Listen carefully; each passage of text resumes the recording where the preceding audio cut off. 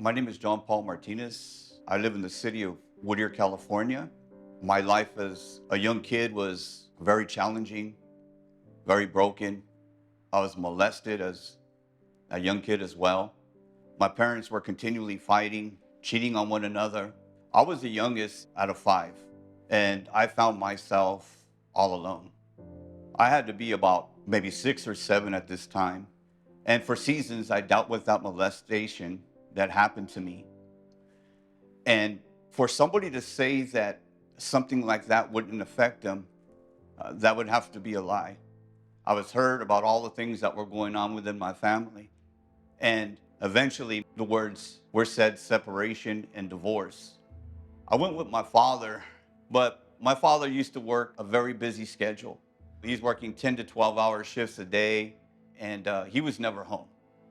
I found myself all by myself, and I started going through things as a young kid. I started feeling abandoned. I started getting very emotional. I really had no family because they were all grown up. Sometimes my father would come home, but he'd come home late, and if he did come, he'd come with a woman. And then sometimes on the weekends, I wouldn't even see my father come home at all. And that's where things started getting a little bit out of control for me. I started running away, started hanging out a little bit here and there. I wanted to be loved. I wanted to be protected. And I didn't have those things as a young kid. You know, I had to be maybe about 11 or 12 at this time. I went out and started hanging around these kids up the street. We do the normal things, play football, basketball. But, you know, on Friday nights, they'd kind of gather and some of them would take off. And I remember they invited me. They invited me to come out and to hang out wherever they were going to. And I was like, you know what? My father will probably be home anyways. Let's go. So I remember going to this party and hanging out with this group of guys. And these guys had bald heads, tattoos on their face. They're different from the other crowd that was there. But what really got me is that these guys always hung around with one another. And it seemed like everybody else in the party, they pretty much feared these individuals too. And this was new for me, you know. My family grew up in gangs, and this kind of intrigued me. So every Friday, I'd connect with these guys, and we go out to parties. But I remember one night, there was an accident that happened, and 2 of the guys from that gang were killed. And they had a memorial that day. And I remember going to the memorial, and at this time, you know, that gang, Southside Rialto, it had to be one of, if not the biggest gang in that city. And after losing 2 of their homeboys, I figured, you know what, maybe I could take their place of one of them. And I remember sitting down and they're saying, come on, let's get together and let's take some pictures. And I remember one of the guys coming and grabbing me and picking me up and then hugging me. I know it sounds kind of weird and different, but this was something that I was longing for. I wanted to be accepted. I wanted to be welcomed. And I remember when he did that to me, he said, you know, welcome to the family. You know, we got your back. You know, you're part of this now. You're not alone no more. And I started shaking all these different hands. And that began my journey within the gang. And from there, I would hear words like, this guy has respect, or I hear revenge, and, you know, and there was a lot of older guys there that got out of prison too. And it seemed like the whole gang would look up to those individuals. And me being a young kid, you know, I wanted that respect that they had. When people would say my nickname, I wanted them to know that, oh, you know, that guy's crazy. That guy's down for the neighborhood. That guy has heart. And so things for me at that age started snowballing. You're talking about robberies, stealing cars. And I started gaining a little bit of respect because of those things that I was doing. But eventually I ended up going to prison. And I ended up getting released and stuff. And this is 1997. I got released, I believe it was from Soledad State Prison. And I remember I get out, I want to go kick it with my homeboys and stuff like that, and go see how everybody's doing, party, go get loaded. And I remember going across the city, going to my neighborhood and stuff, and seeing a couple of my homeboys. You know, they started hugging me, started loving on me, saying, welcome back, you're out.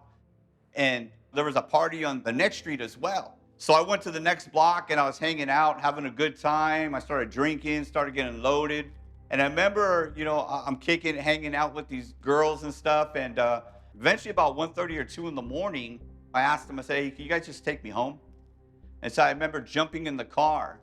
And all of a sudden, this individual jumps out of the bushes. I wasn't too sure what was going on, but I remember like yelling out my neighborhood and saying a whole bunch of stuff. The next thing you know, the gun was to the side of my head. I was in the car, and I remember the two girls sitting next to me, but I turned briefly. And I heard the gun go off. One of the shots was into the back of my head, and the other shot was in the cab of the truck. I remember falling down on this girl's lap. These girls are crying, and they're shouting and tripping out. And I remember thinking to myself, I'm paralyzed because I couldn't move. I remember hearing this loud ringing in my head, like this buzzing noise. It's really super loud, thinking to myself, what just happened? And then I looked in the mirror as I was laying down on this girl's lap. I could see this person in the back of the truck. It looked like he was trying to reload the gun to come finish me off. And I remember I told the girl, I said, you have to go up. You got to move the car. He's coming back to finish me up. So they moved up the car and we just kept on going. And on the way to the hospital, I remember I had a moment. I wasn't a believer of God at this time. None of my family were Christian or anything like that. But I remember we stopped at a stop sign. And then all of a sudden, it was really weird because it seemed like a slide of these pictures came up to me. Each one of them had parts of my life. And it tripped me out because all of the slides I experienced everything in every slide. I saw myself as a young kid through the present day. And through all these slides, I experienced all the emotion, all of the fun, all of the pain, all the different things from all these slides very quickly. And then all of a sudden it was gone. And I started thinking to myself, I'm going to die. This must be how it's going to end for me. And I started thinking about my kids. I hadn't been a man. I haven't manned up. I hadn't kept a job. In and out of prison, on drugs, part of a gang. All these different things started running through my mind. And eventually we get to the hospital. And I could see briefly through my eyes, I could see people running to the truck. And it was nurses and doctors. I guess they had heard that I was shot in the head or something. I remember the doctor coming up to me saying, hey, are you all right? And I told him I couldn't move. So they moved me onto a gurney. And I remember going down kind of like this corridor. I get into the back room, and I remember they put like something on my face and something down my throat. And then all of a sudden, I heard a bunch of people come through the door, and it was the Rialto Police Department. And they were frequent with me, so them seeing me wasn't nothing new to them.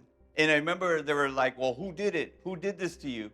But I had all this stuff, in my throat and on my face, and I couldn't say nothing.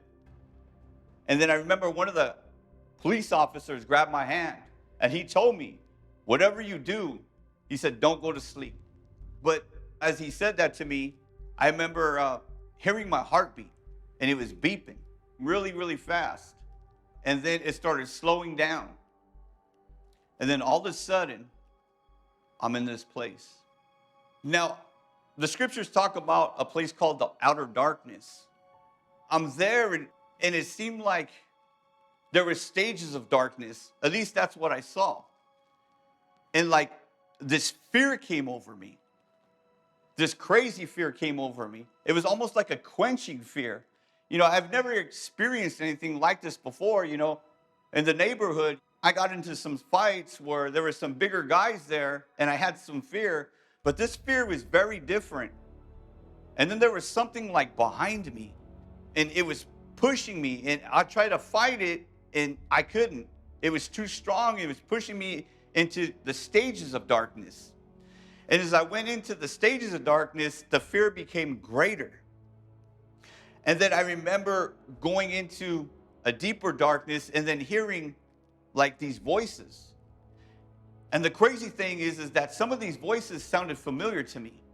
They sounded very familiar, but I couldn't pinpoint who the voices were. At first, I thought it was people laughing and rejoicing, but it was actually people screaming for help. And I remember I heard this man, but he was like in the deeper darkness. And I remember him saying, "Help me, help me, help me." But it's hard to explain the fear that I felt because I've never felt a fear like that before in my life. Like the quenching fear, the darkness, it was beyond dark. That was the experience that I had.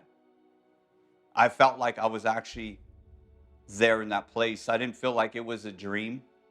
I felt like I visited a place where everything around me felt so real. This is where God had taken me to.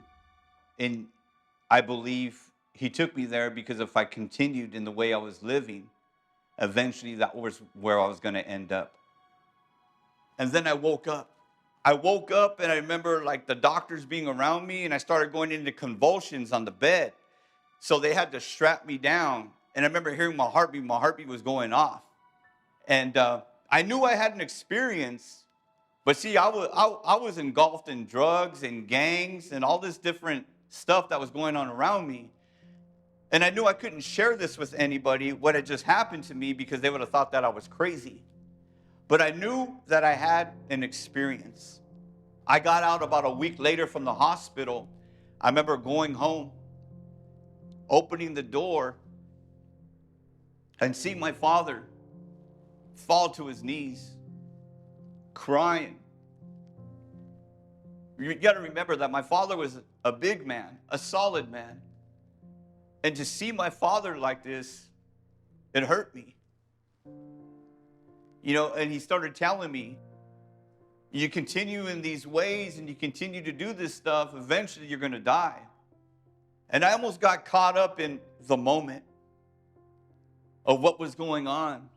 But then I grabbed myself together and I started thinking about payback and revenge. But out on the streets, it was a little bit different. You know, in prison, everybody's together, but on the streets, there was a gang war. So I remember getting quickly involved in all that stuff that was going on. And I started doing things out there in the streets again. And I ended up getting busted in the city of Colton. And I remember when they surrounded me, they told me they had an APB out. APB is an all points bulletin. And I remember they were raiding houses in that community looking for me. Supposedly they wanted me for some crimes, but that's how it was all the time. You know, I had a crew out there and we'd run around and we'd do a whole bunch of things together. So they're always trying to break that up, and they wanted just to put me away because they were tired of all the stuff that was going on when I'd get out. And I remember asking the police, you know, what am I arrested for? And they said, you know what, Martinez, don't worry about it because you're never going to get out. You're going to spend the rest of your life in prison. And I was okay with it. I accepted in my life that I wasn't going to change, that I was going to be in a gang. I was going to be an alcoholic, a drug addict for the rest of my life. So when they told me that, I thought to myself, well, take me back home. Prison became home to me because it was kind of like a sober place for me where I put down everything. It was a place where I didn't have to stress or worry about what I was going to eat, how things were going to be, because basically everything is done there in prison.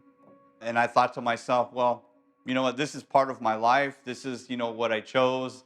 I don't mind being here. I accepted that's basically how I was going to live. And eventually I was going to die in prison. And I remember there was a lot of things that were going on. A lot of people were being hit at this time, people turning over, people telling on each other, a whole bunch of stuff that was going on. And I was in the middle of that. I was slammed down, but I was with a couple of my homeboys on the same yard. And I'm thinking to myself, what are my charges? Supposedly they told me that, you know, I would never get out, but, you know, I had no idea what I was being held for. They said a parole violation, you know, but I never got like a date. I never went to go see board or anything like that was happening for me. And at this time, it's many years ago, you're talking 2005. Arnold Schwarzenegger had come into governor at that time, and he passed a bill called the Miranda Act. So basically, if you didn't get seen or you get charged, they had to kick you out on the 45th day. So I'm sitting there in my cell and I see the CO walk by. I knock on my cell And I tell her, I said, hey, what are my charges? And she said, you know what, Martinez? I have no idea. And I remember telling her, I said, hey, this is like my 44th or 45th day. And I knew she heard me, but she continued to walk. So I remember that night, I'm sitting there, and about 7:30, 8 o'clock at night, my cell pops open. And she's standing there. And she's like, Martinez, you're being released. I was like, what? What do you mean I'm being released? She said, yeah, there's no charges have been filed against you. And so I thought there was a mistake. So I remember grabbing my stuff and thinking, once I get out, I'm going to take off. I'm going to go run, so they can't find me or whatever. So I remember going down to a Sally port, and I can't believe what's going on. I've never been COP'd. COP means continuance of parole. No charges on me at all, not even a parole violation. They sent me to a bus stop in Chene. And I remember through all the years being in prison, my family had separated from me, didn't want to deal with me. And I understand that because of the life that I chose. I think back to it that I put my family in so much danger. But when I was in the prison system, my mother used to write me and send me money every month. And I remember making a promise to her. I said, if I do get out, I'll come see you. And so I remember going to the house and knocking on the door. This girl answers. And see, I'm in my changeouts from prison. I have a white shirt on, some brown pants, and I have some shoes as well. And she goes, who are you? I go, I'm John, Priscilla's son. Is she here?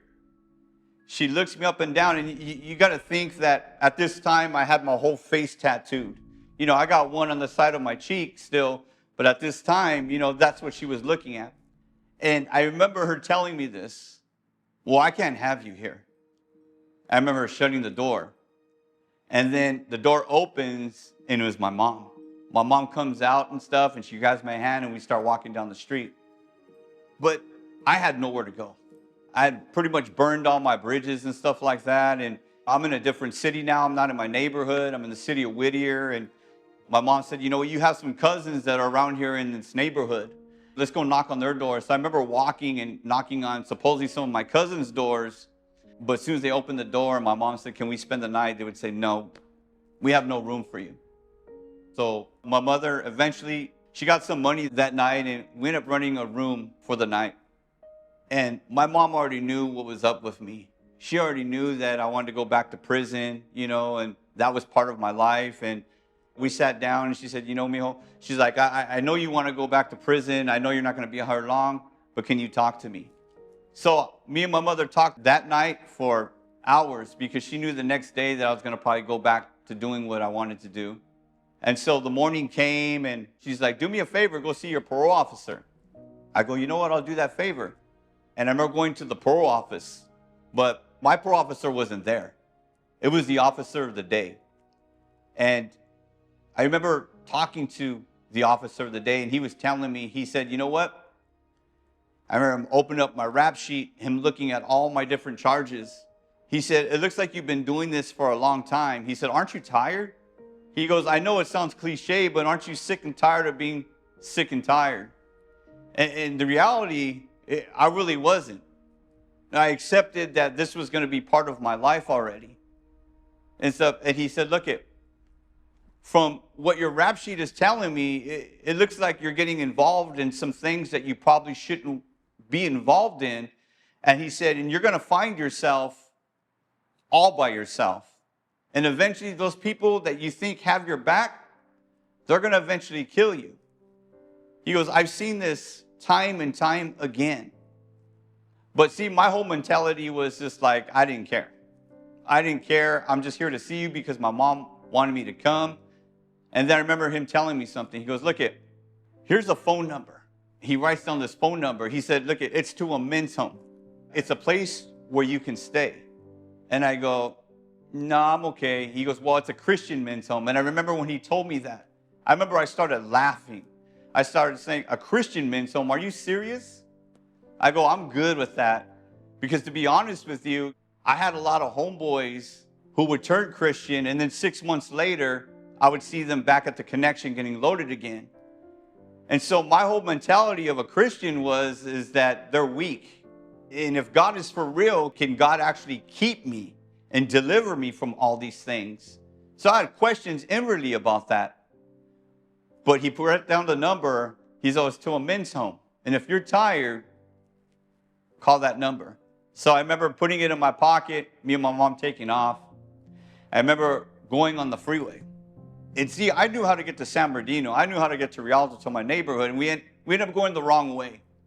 And all of a sudden, I heard this voice. I'd never heard God's voice before. But this voice said, "For the wages of sin is death." It was pretty much like a whisper to me. But the things that were said were so powerful that it shook me. And then all of a sudden, this fear came over me. That same fear came over me again. And I remember just weeping and crying in the car.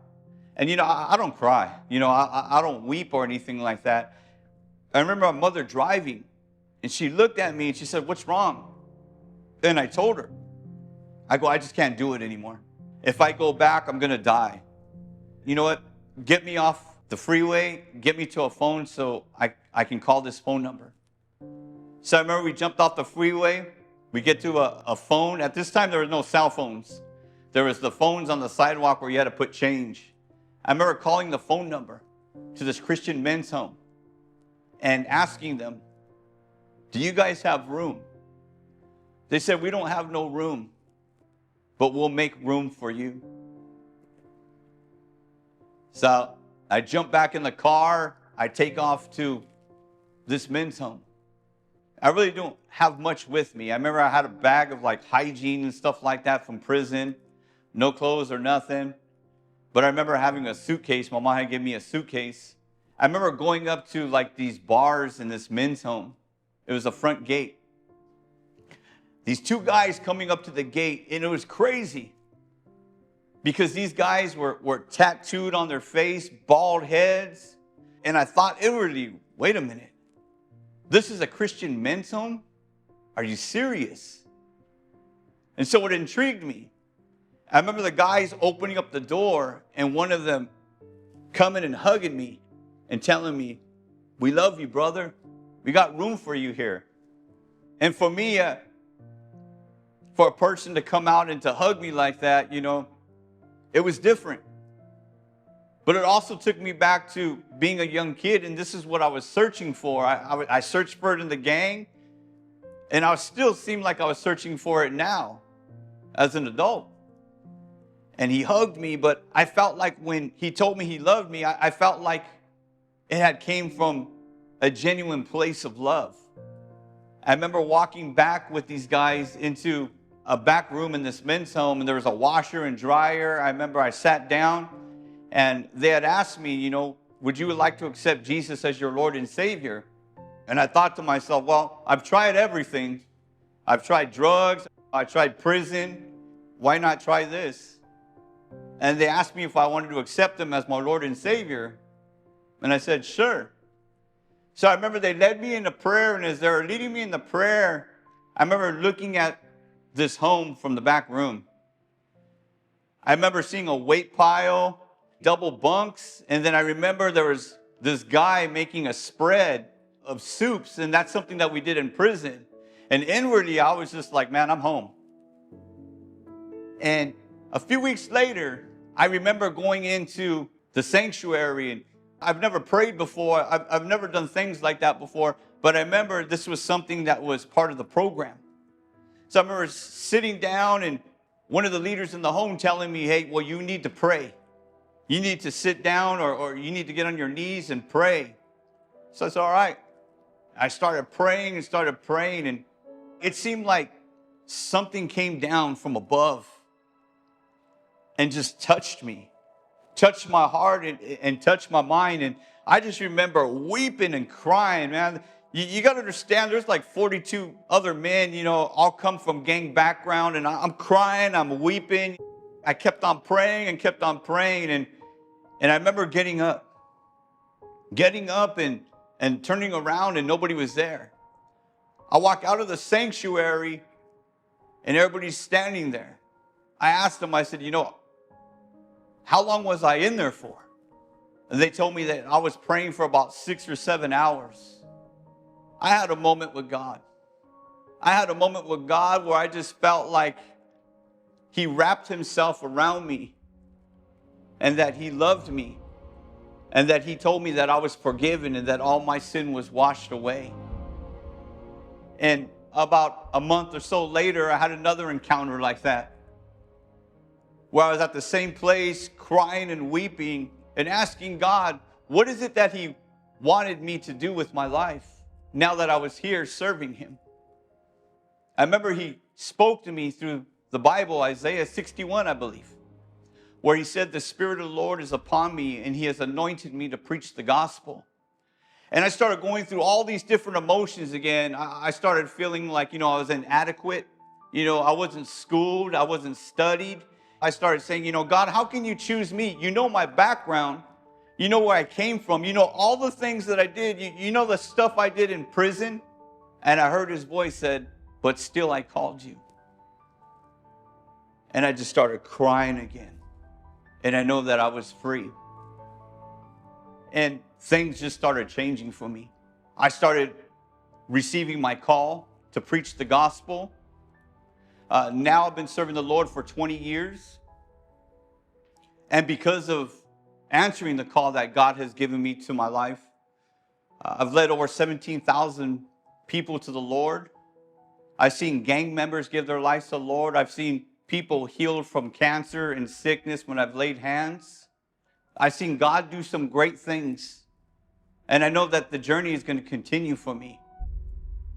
But I'm so thankful of all the things that God has done in my life and that he continues to do.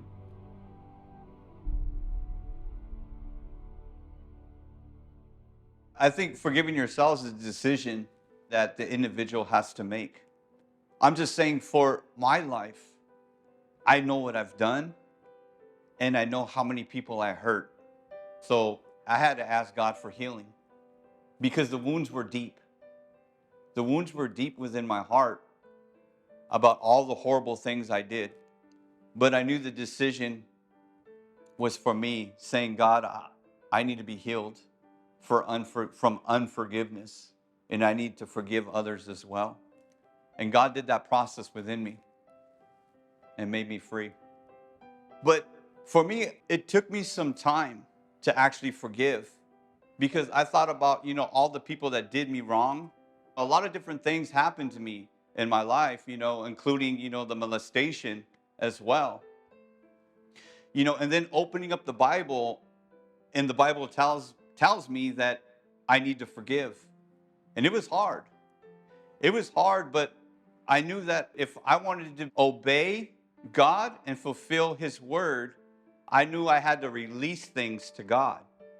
And when I started releasing those things, saying, I forgive that person, I forgive that person, I started naming people, I started naming all the things, that people had done to me and the things that I had done to people as well. I felt like there was a freedom. And I would think about, well, look at God forgave you for this, John. God forgave you for that. You need to forgive others as well. So that helped me in forgiving others. And it brought healing, just not to my heart, but brought healing to my mind as well. Because as a young kid growing up in the gang, I always blamed my family. I blamed my family because they gave me no attention, because, the molestation, because I felt like I wasn't protected. I felt like I was all alone. And then I thought because my dad moved to a bad neighborhood that I got involved in a gang and my life was eaten away by the gang. And so I blamed my family for many years.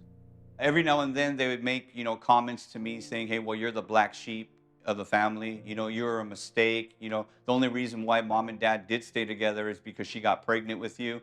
You know what I mean? So for many years, I didn't blame society or I blamed my family for the way I was.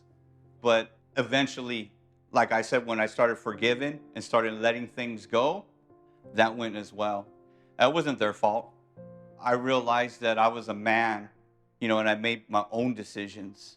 Even as a young kid, I made my own decisions and they had nothing to do with the decisions that I made.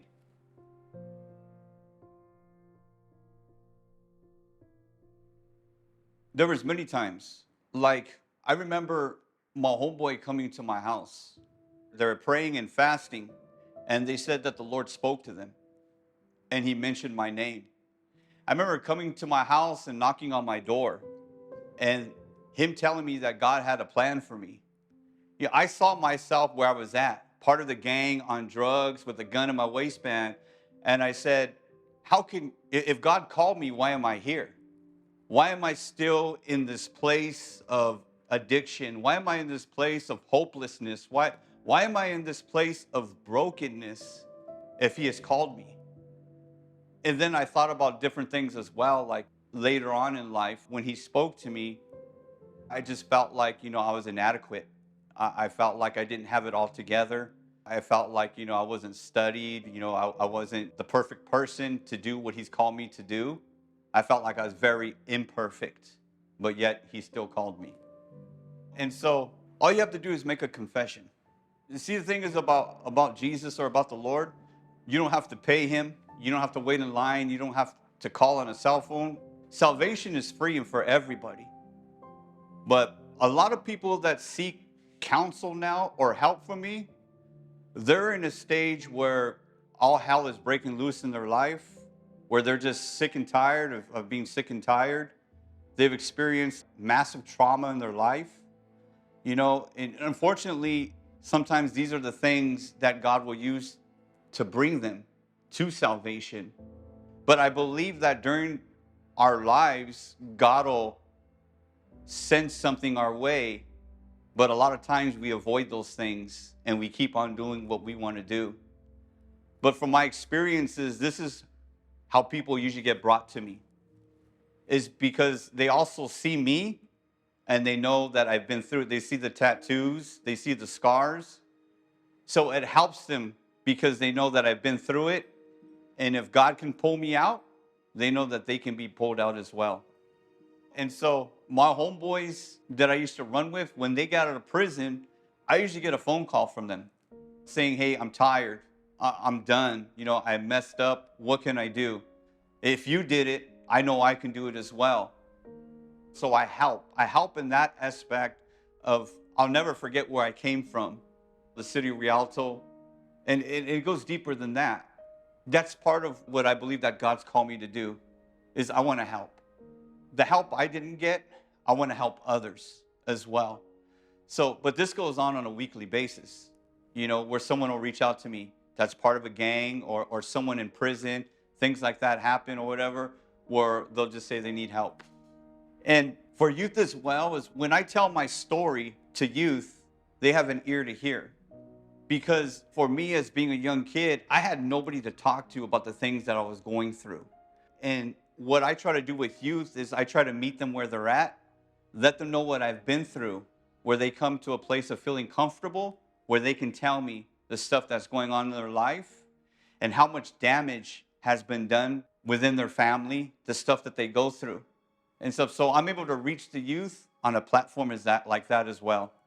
Because I believe that God gives us a free will. God will not violate that. He'll let man or woman make their choice. But God is ever present. God is sovereign. And I look back at my personal life. And I look back at all the things that I've done. And I know that God didn't turn an eye or turn away from the things that I did. But down deep inside, I knew that he was always watching and always looking after me. And he'll send people in our lives, but it's up to us either to accept it or reject it. But he just won't send a person or send a word like once. He'll send it multiple times to individuals. And so I know where I'm headed now, and that's to be with him. But what I see right now is I see a world that's broken. I see a world that's hurt, and I believe that everybody is searching for something. The reason why I say that is because I was part of the world. But I believe the way that only the world can be reconciled or be healed from those things is to seek God. Seek God for direction. Seek God for wisdom. Seek God for daily counsel. I believe he'll help, and I believe he'll answer.